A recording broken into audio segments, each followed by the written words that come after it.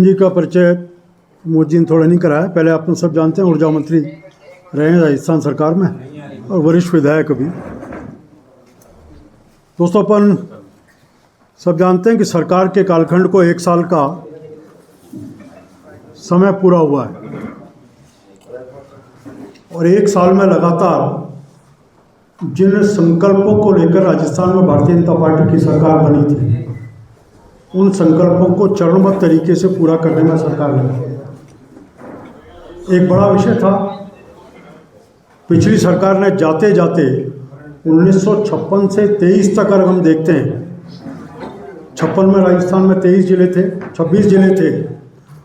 और 23 तक केवल 7 जिले बने, मतलब 33 जिले थे। और 2023 में आकर के अचानक, क्योंकि गहलोत जी को पता था कि अब हमारी सरकार जाने वाली है, कोई दुनिया की ताकत नहीं जो इस सरकार को जाने से रोक सके, इस कारण भागते भागते उन्होंने राजस्थान में 17 जिले नए बनाने की घोषणा की। सामान्य रूप से देश में कहीं भी जब जिले बनते हैं और राजस्थान में पहले जब भी जिले बने, उन जिलों को लेकर के कोई समिति बनी। समिति ने अपनी कोई रिपोर्ट दी जिसमें भौगोलिक दृष्टि से, आर्थिक दृष्टि से, प्रशासनिक दृष्टि से, जनसंख्या का घनत्व,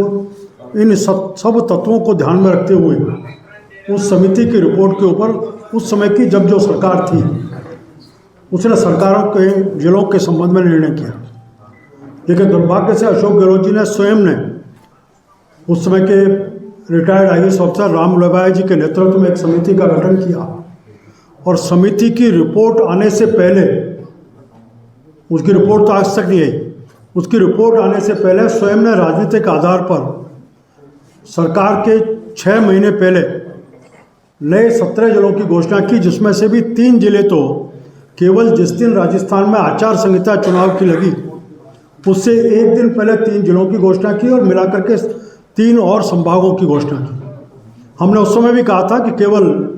राजनीतिक दृष्टि से वोटों की फसल काटने के लिए, बिना किसी आधार के, उस समय की कांग्रेस सरकार ने अशोक गहलोत जी के नेतृत्व में इन नए जिलों की घोषणा की और भारतीय जनता पार्टी की सरकार आकर के जब भी आएगी इसके ऊपर पूरा विस्तृत विवेचन करने के बाद एक पूरी रिपोर्ट लेंगे और उसके बाद अपनी कार्रवाई करेंगे। भजन लाल जी के नेतृत्व में सरकार बनने के बाद पूर्व IAS ललित के पवार जी के नेतृत्व में एक समिति बनी। समिति ने अपनी रिपोर्ट दी जिसको मंत्रिमंडलीय उपसमिति के बाद 9 जिलों को समाप्त कर केवल 8 जिले रखने का तय किया गया। अब आश्चर्यजनक है कि खुद गहलोत जी एक निर्णय करें कि दूदू एक जिला होगा।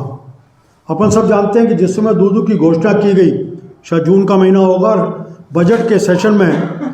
उन्होंने दूदू में नगर पालिका घोषित की थी। 3 महीने पहले जिस जगह को नगर पालिका घोषित किया जाता है, 3 महीने बाद उसी को जिला बनाने की घोषणा करके, केवल मैंने एक उदाहरण दिया, इस प्रकार के कई जगह के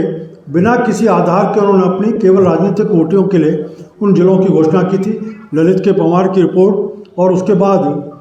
मंत्रिमंडल उपसमिति की अनुशंसा के बाद सरकार ने इसके बारे में निर्णय किया है। मेरा स्पष्ट रूप से मानना है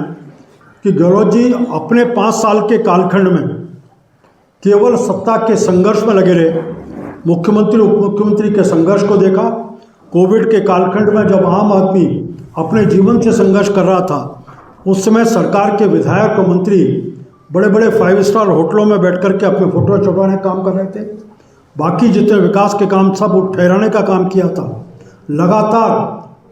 उसी समय केवल चुनाव आते समय उन्होंने कई घोषणा करके अपनी सरकार को, उनको पता था कि नहीं आने वाली सरकार के लिए कैसे हम नई नई चुनौतियां खड़ी कर सकते हैं, इस प्रकार के काम करने का काम किया। अब राजस्थान में भजन लाल जी की सरकार इन सब को लेकर के आज सकारात्मक रूप से